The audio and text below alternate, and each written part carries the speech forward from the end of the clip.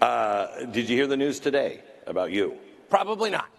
Tucker Carlson's remaining team at Fox News, 9 employees, are going to be frog-marched out of the building at 9 p.m. tonight. HR will be waiting outside of the control room when they finish tonight's show to escort the remaining producers outside. One producer called it degrading.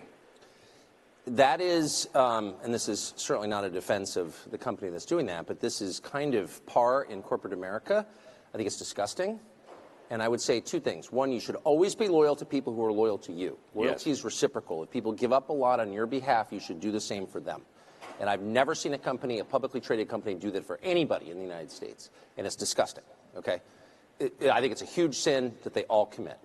The second thing I would say is that I'm 54, so I joined the workforce when there were no HR departments. It was called personnel, and it had a minor role in the life of the company.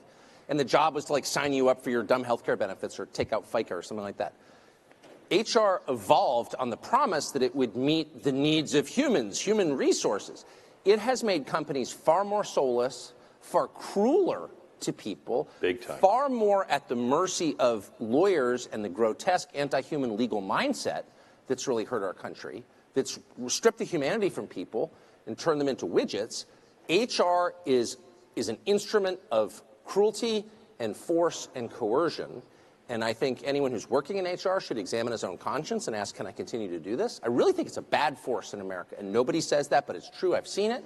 And I've seen it. Yes, it's horrible. We all have seen it. You've seen it when you see it yourself when you're marched into an office and you see the HR people and then you see, the attorneys behind, and you're like, this is really not necessary. Why can't we just... I had one conversation with HR my entire life, and I said, I'm not talking to you at all, because this person came into my office and said, you're not allowed to talk to another employee about something. This person had complained about me. So I saw the person. I'd never met the person.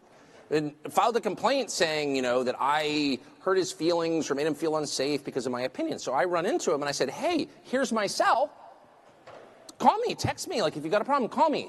Because it is a moral requirement that we take our complaints to one another directly as human beings, not through mediating structures. That's like actually a biblical command, as you know. So anyway, but it's also a human command and a human requirement. So I do this, and the HR lady comes in and she's like, you're not allowed to do that.